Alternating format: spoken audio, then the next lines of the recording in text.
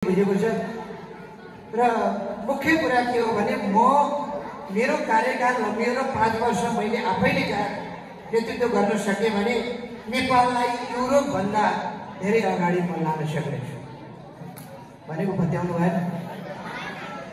Europe भन्दा अगाडि नेपाल जाने भनेको भारत र चीनबाट अन्तै पुग्ने भनेको होइन।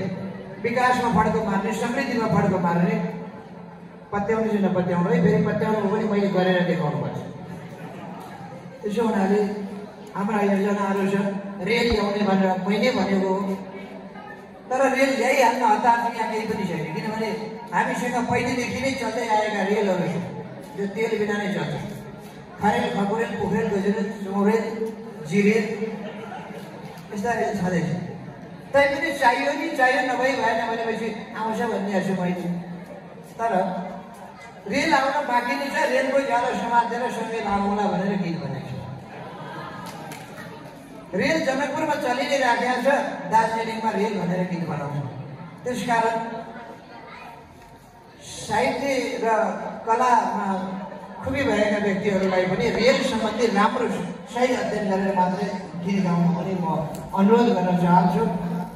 धेरै बोलेर यहाँ भाषण गर्न हुनेवाला केही पनि छैन। प्रचण्डजीलाई यो माइक दिन चाहन्छु। निश्चित रूपमा अहिले हामी जनार्दनजीको विशेष क्षेत्र र उहाँको गृह जिल्लामा उपस्थित भएका छौँ। कतिपय साथीहरू त यहाँ हिजो बेलुकाको मेरो सम्बोधनमा पनि आउनु भएको थियो होला। ठिकै छ, आउनुपर्छ, बुझ्नुपर्छ र सिकेर बुझेर र जानेर मात्रै देशको निम्ति हित हुने काम गर्न सकिन्छ भन्ने कुरा यहाँहरूले मनन गर्नुहुनेछ भन्ने म पूर्ण विश्वास दिन चाहन्छु।